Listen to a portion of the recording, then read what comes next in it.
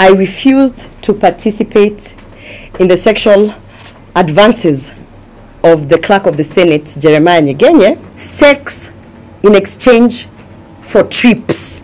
We have seen politicians of high standing, veteran politicians, being told to turn around so that their behinds can be seen. We saw it the other day. The objectifying of women, it's become such a norm. The women in parliament are suffering, take it from me. They are having to do things that they would otherwise not even speak up in public. All this sex for work nonsense. Don't you want to know who has been traveling, where they have been going, who they have been going with, how much they have been spending? Because in that travel report, you can then be able to analyze the data and ask yourself, is Karen Nyamu an expert in everything? With several battles in the Senate of Kenya. Some that have that started like 2 years ago. They started when I reported an issue of sexual harassment. And to be clear, what I reported is that I realized that my legislative agenda, I realized that my work in parliament, my activities in parliament, somehow they're being sabotaged and I'm having a difficult time. When I reflected on several things, I actually came to the conclusion that because I refused to participate in the sexual advances of the clerk of the Senate, Jeremiah Nyegenye, so many things which are in control, either through his office or by proxies, were happening to me. This is on record. I did a personal statement at the floor of the House. What you saw after that is a woman who was being persecuted for speaking up. You saw a suspension motion that was brought 2 times. The first time they brought it to the floor of the House, they realized that I was present, and so I would be accorded 20 minutes to defend myself. The whole House, that is the leadership of the House, the Speaker, everyone was aware that because I'm a person who speaks and I am very fearless, at that first motion they decided it's probably a bad idea to try and suspend her when she's present, because her 20 minutes in the protected area in Parliament, she will spend it wisely and she will inform Kenyans of what is happening in this country. So what they did at that first motion, you will see the majority leader going on record saying that some of this dirty linen needs to be washed outside of the public spheres. And the majority leader, Aaron Cheriot, is on record saying that they are going to have conversations outside of the plenary, and that the matter, they assured me and they promised me that at the bare minimum, there will be investigations, and whatever it is that I was reporting will be looked into, and that there will be a conclusion where all parties will be able to take responsibility and move forward. That did not happen. As a matter of fact, the majority leader never picked my phone from that day until the next motion, which they basically made sure that I was absent, that I was not in Parliament. So I was in New York attending the Clinton Global Initiative. At that time, also the president and the whole State House delegation was in New York. So even anyone who could have intervened and brought it to the powers that be that something is going wrong, everyone was busy in the US. That is when they brought the motion to suspend me based on the report that I put, that, hey, listen, there's an administrator, a senior person in Parliament, who is actually making my work so difficult because I have refused to participate in his sexual advances. Because I was absent on that day, automatically my 20 minutes of right of reply was lost because I was not at the floor of the House. So what happened is they passed it very quickly and I was suspended. I was suspended in absentia. You will hear many people saying that she was accorded time to come before the Powers and Privilege Committee to defend herself and substantiate the claims. That is not what happened. I reported an incident where I'm being harassed and where I am being treated unfairly. And what happened is that they charged me. They actually took my report and charged me. They made it a charge. They said, we are charging Senator Orwoba for disrespecting Parliament by alleging that there is sexual favors for legislative agenda. So that is not being accorded. That is being charged. And immediately after that, they prosecuted it by the motion. And immediately after that, I was suspended. We have been in this country, so you have lived through these events. I was suspended. Much later, because I put out a point to speak about this to the media, the majority leader called me and said he's going to broker a truce, because they were afraid of the things that I was going to say. And they said, you know what, if you at least apologize to your colleagues who you have spoken ill of, we will reduce the suspension. You have seen me on record apologizing and saying, while I was seeking my justice, there are some of my colleagues who I might have rubbed the wrong way. I apologized to them. I said, I'm sorry, I was busy trying to seek justice, but in that way, I might have either come off aggressive or what, but I apologize. What you see after that is them reducing a sentence and bringing it down to, I don't know how many days. Within that reduction of the sentence, of the suspension, I didn't know that I was not supposed to be paid a salary. I thought that when you're suspended, you're not paid a salary, right? So the next time you see me at the floor of the House, what is happening? They have prescribed an apology. The clerk was part of the team that sat down and prescribed the apology. That is why he inserted his name into the apology. And you see me at the floor of the House saying, no, I'm not going to read this apology, because my legal team had already told me that the clerk wants that apology so that he can take the apology back to court and say, in fact, her allegations are false. She even apologized for it. And if you go to the court proceedings, which are public, you will see that the clerk indeed, even after I gave the disclaimer, he indeed took the apology and used it in court for proceedings that are ongoing, saying that the fact that she apologized to me it shows you that she was lying. That is not true.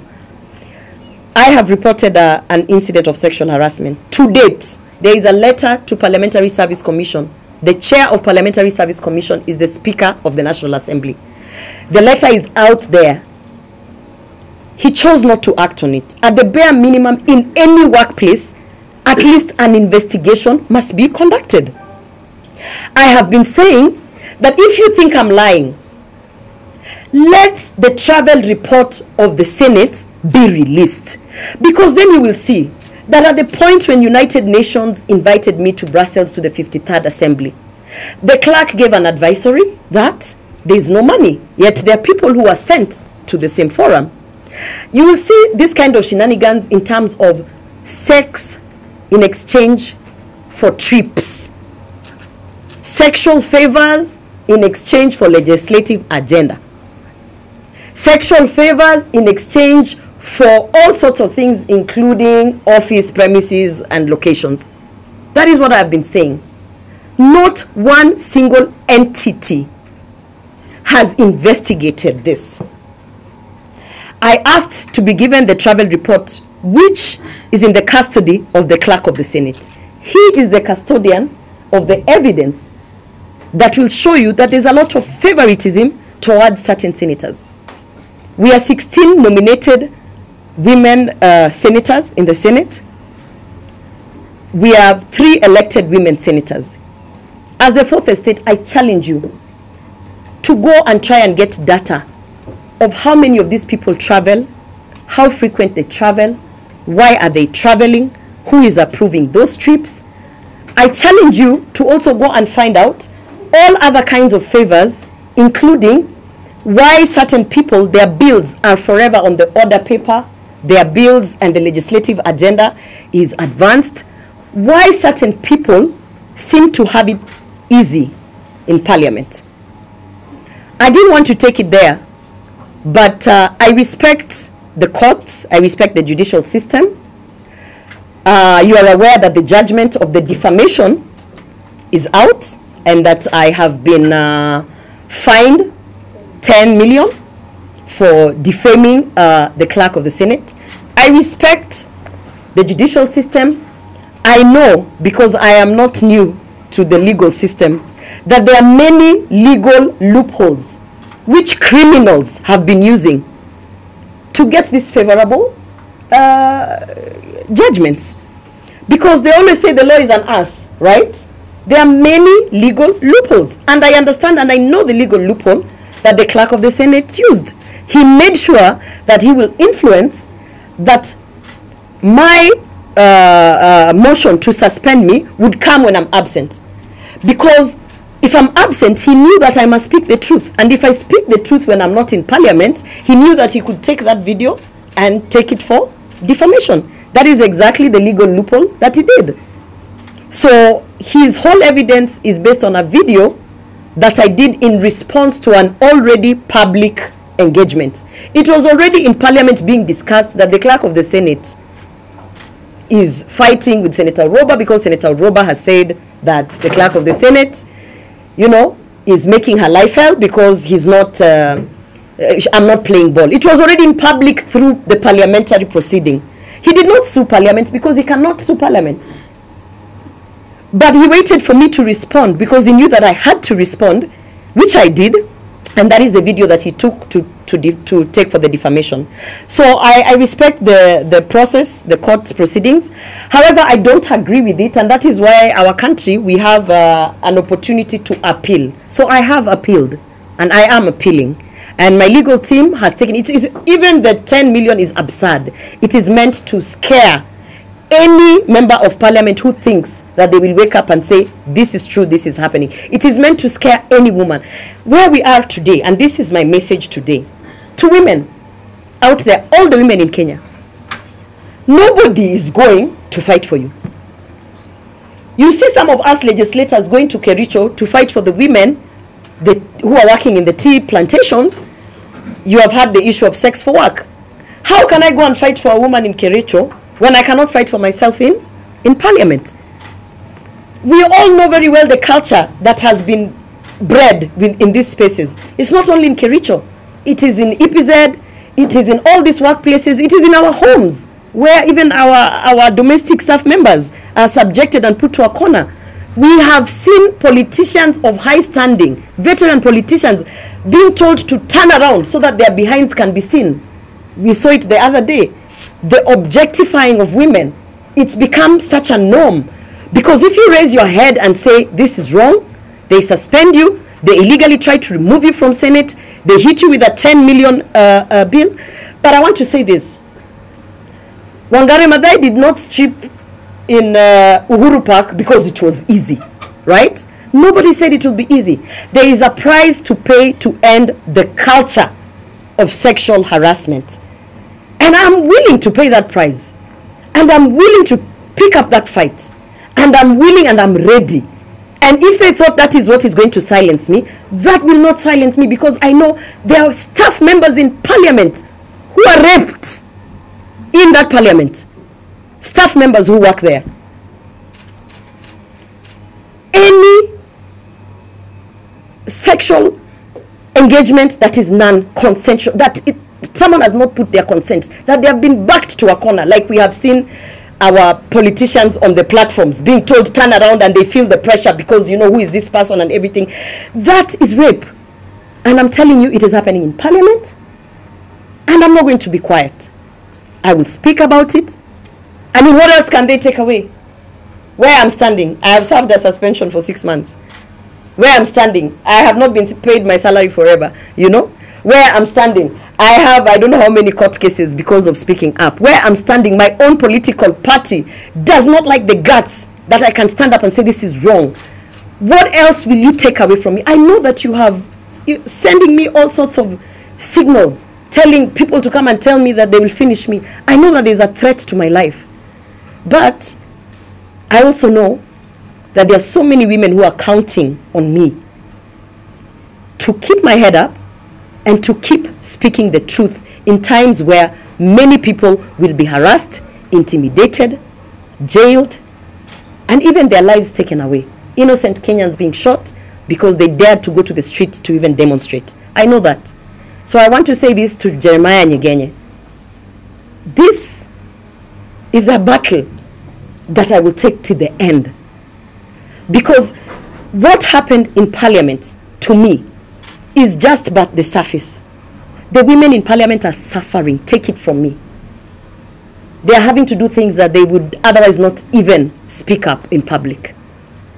And so therefore, it is just time to end that culture. I believe there's space for us to politic without all this sex for work nonsense.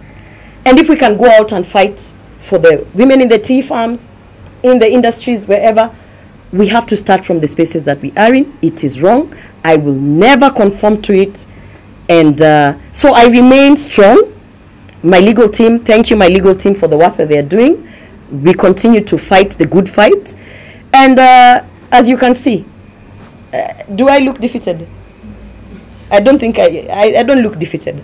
So if they thought this would bring me down, again I say it, as I've said it before, bring it on. The only thing that will end me here is that they will kill me. And that is a fight that we know we are ready. So in the event that I die, I want you to know that these are the battles that I am picking up and I am fighting, because I believe God put me there for a reason. So that is the long and short of it. Mm-hmm. Any questions? I have one question. From your experience as a member of parliament, do you think these issues are only happen to those who are elected, or maybe they also happen to the staff? The issue of sexual harassment in parliament is not limited to members of parliament. In fact, it is so rampant within the staff. When I mean the staff, is we have staff members who are working for us there. And if they can do this to a senator, can you imagine an administrator trying to say that my boss tried to, you know, put sexual advances and said if I want to travel, maybe I have to do ABCD? They cannot. It is a culture of silencing anyone who imagines that they can call it out. So it's rampant, it's there. I urge you to speak to the likes of Martha Karua and veteran politicians who have been in that house. They will tell you. It's not, I am not speaking from nowhere, it is there. And it has to be addressed. We don't have, I even asked the leadership to put a sexual harassment policy and safeguarding measure. For instance, I am reporting someone, but I'm reporting him to himself. How is he going to take action against himself? They don't even have a policy. There's no sexual harassment reporting, what do you call it, mechanism. There's no safeguarding of victims. So any member of parliament right now who is looking at me will not even dare say that I think I was given a road deal because of ABCD. They will shut their mouth, and that's not where we want to go as a country. Yeah. Madam Orwoba, perhaps a question from this one. Yes. Are you doing this alone? Are you think one-man guitar? Are there any senators who are actually supporting you on this?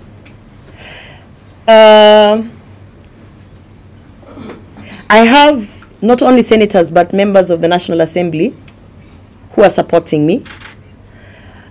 They are afraid because they have seen what is happening to me. Not everybody has the luxury to be able to say, you know, if that's the assignment, I walk away. People have responsibility financially with families. So I understand their position. They're supporting me in the background. And I understand why they'll be fearful. So yes, there are. And I also want to inform you that there are cabinet secretaries who are supporting me because they have been in these spaces and they know exactly what I'm talking about. But you will not see them because they are afraid. They're afraid of the repercussions, which I totally understand. To connect to that repercussion you're talking about, is it connected towards your party? Yes, absolutely. Immediately the judgment came out. If you go online and look at the people pushing the narrative of where will she get 10 million to pay, it is the UDA party machinery. It is all political. And not only is it political, it's unfortunate that they would rather sacrifice the hundreds of women who are in parliament or in the spaces of leadership just so they can teach Senator Orwoba a lesson. Because they don't like people who speak out. But I am speaking out, and that's just who I am. If I may ask, are you ready to resign, or you are not ready to resign? As a member of No, it's okay. That's a good question, yeah? This is what I feel. Every time you ask a person who is a victim of a circumstance that if they don't want to play ball, they should resign, what are you pushing? What notion are you pushing? Should I resign so that Nyegenya can continue harassing people in parliament? No, absolutely not. I'm not going to make it easy for criminals, rapists, murderers to continue doing whatever it is they're doing. In fact, God will be very ashamed of me if I resigned so that they can now continue doing what they're doing. I don't think that is why we were put there. There is a purpose, and I believe the purpose is you are there to speak and ensure that those who have been having it easy, committing these atrocities, will actually, it's a stopgap measure.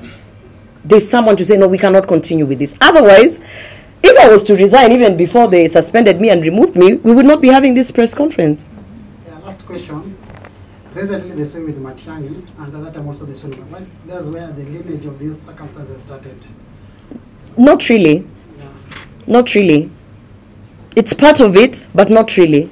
Because I've also spoken up against the fake jobs that Alfred Mutua is dishing out here. Yeah? And you saw how they came at me, right? I don't want to be the person that says my security was taken away, but you should know my security was taken away when I was suspended, not even these other things. But I always say, like, I mean, we have been in this country without security. Who was Gloria Orwoba before they had 3 bodyguards? I was just here in town, walking around and doing my business. The only security we have is God. God is our security. And as I've said, I am willing, I am capable, and I am ready to fight the good fight. And the good fight for me now is I'm going to speak up against the things that have happened to me, that I know are happening to other people. And that's just the position that I am in right now. So far, have you received any threatening? Yes, many. I've received many threats. Many threats. Every day I receive a threat. Every day I receive a threat to my life. My family has been threatened.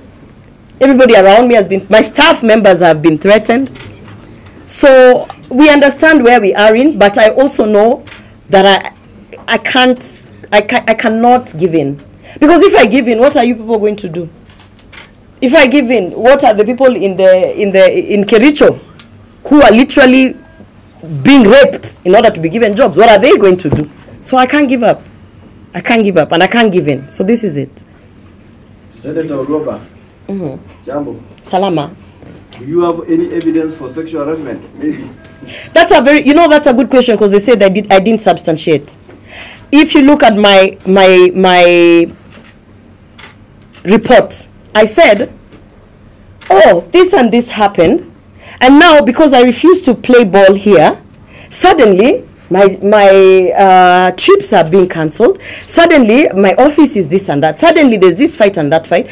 And then I said, in fact, if you think I'm lying, why doesn't the clerk of the Senate or the Speaker just give to the public, give to Kenyans, the travel report? Because the first evidence is the travel report. If today Kenyans are told that these many billions of Kenya shillings have been spent by senators, don't you want to know who has been traveling, where they have been going, who they have been going with, how much they have been spending? That data is not rocket science. That is data that if it is put on the table here, we can say, hey, Senator Orwoba, how come all the time you're always traveling with so-and-so? And are you an expert in agriculture, security, sexual rights and reproductive health? Are you an expert in everything such that any trip that comes, you're the only person who can represent the Senate?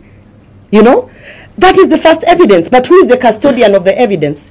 It is the clerk of the Senate. He has refused in writing to give to the public and even to the Powers and Privilege Committee and even to the court the travel report, which will then also show you how much he spends, taxpayers' money. Because, when you say sex for work, you have to understand it is a negotiation. The person in power has to have something to give. The thing that they are giving, which you don't see, is approvals of travel. The thing that they are giving, which you don't see, is your office can move from this corner to that corner. Which you don't see is we have an ad hoc committee. He sits in the Senate Business Committee, which also puts your work in the order paper. There's a lot of negotiations for you to get ahead with your legislative agenda. One of the things that I want to be put to the public for Kenyans to see is the travel report. It's a document that is just sitting there in finance. In fact, you should be able to see that Senator Gloria Orwoba, since she lifted the Bible, 2.5 years, this is how much she has spent on local travel, and this is how much she has spent on international travel. He himself Forget the people who are now being given the exchange. He himself should be able to tell you, this is how much I have spent on travel. Why is that a secret? Yet it is taxpayers' money. Because in that travel report, you can then be able to analyze the data and ask yourself, is Karen Nyamu an expert in everything? Now, and ask yourself, is this other nominated senator so special that she's an expert in everything? And ask yourself, did even Senator Orwoba need to go for that trip? She knows nothing about ABCD. This is the accountability. And in that report is my evidence of, ever since I refused to play ball, you can even see from the travel that legitimately the things that I have been called upon to speak and represent this country, they were not supported. Yeah, and that now, so how do I produce evidence that where the clerk is the custodian of the evidence?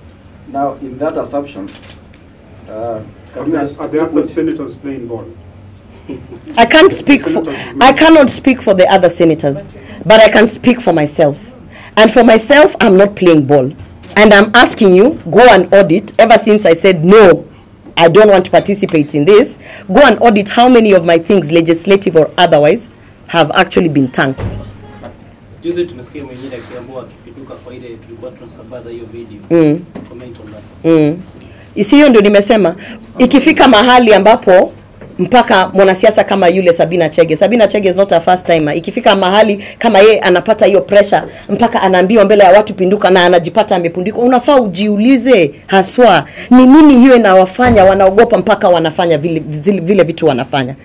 Kwa sababu Sabina Chege si mtu ambaye ameanza siasa jana. Sabina Chege hata kuna alikuwa mpaka sijui deputy party leader ama ni party leader wa Jubilee. Huyo ni mwanasiasa ambaye mnasemaje kwa Kiswahili, veteran politician. Lakini inafika mahali mtu fulani anamwambia hebu penduka tuone pale nyuma vile ambavyo na anapenduka. Anaweza kuambiwa kitu ya kwanza, kabla nikupe hiyo ofisi, hebu kwanza wewe ni mrembo fanya hivi. Unanielewa? Hiyo anakubali. Ya pili anakubali. Ya tatu, by the time amefika pale mbele ya watu anaambiwa penduka, vitu vingi vimefanyika huko nyuma. Unanielewa? Yeah, and that is what I'm saying, that culture, somebody has to say no. It has to end. Now, Madam Senator, quick one. How should we now take relation to this? I gave 2 apologies. As I told you, the first apology, when the majority leader came to me and told me, we need this thing to come out from the public. There are some of your colleagues who felt when you were looking for justice, you didn't treat them well. My colleagues, meaning my senators, fellow senators. I said, I have no problem apologizing. There are some who actually I abused in a WhatsApp group because I was so mad. Why are you people not seeing what's happening? So in that moment, there are some who I abused. I apologized to them and said, I'm sorry. In my quest of seeking justice, I might have offended you, and I'm sorry. I can apologize any day for that. My second apology was a prescribed apology by the clerk of the Senate. He will come and deny it and say it is a committee that wrote it, but he supervises that committee. The secretariat reports to him. If I was suspended by the Senate as a house and the senators as my members, where does the clerk of the Senate and his name come into a prescribed apology? It was his generation. And when I refused to apologize, what happened is, thanks to Gen Z, thank you Gen Z, they saw the wrong in it, they made a lot of noise, and there was so much pressure to end it. So I said I must put a disclaimer. So if you listen to my apology, I start by saying, these are not my words. I did not write this. I'm only reading this because it is a procedure in Parliament, and therefore I go ahead to read it. But what Jeremiah Nyegenye does through his people that he pays, they remove the disclaimer, then they share the apology. That's what he did in court. He also took the apology and said in court, in fact, she apologized because she was lying. I have never lied, and I will never lie about a serious matter such as sexual harassment. It would be such a shame for anybody to lie about such a thing, because that is not something you can take back. By the time I spoke about it, I had serious deliberations, understanding that the moment I speak, the repercussions around it for both parties are very dire. I'm very aware. That is not something I can lie about. And I have not been caught on record anywhere lying. That's not my character. I know my character is passionate, abrasive. There are things I will accept, but I never lie about certain things. Actually, about everything, but in specific, sexual harassment is not a thing. I mean, I have kids. I have a son. I do not imagine there's a time someone would wake up and lie about my son in a certain situation. So let them just investigate it at the bare minimum, and at least accord other people in parliament who are going through this a chance to feel that something is happening and there is an investigation, there's a policy, there's a safeguarding measure, at least so that even the women who are now very scared of speaking, they might not speak up, but they might get that relief that in the next 2 years or so, 25 months, the people who have been arraigned for terrorist activities because of political persecution. Yeah?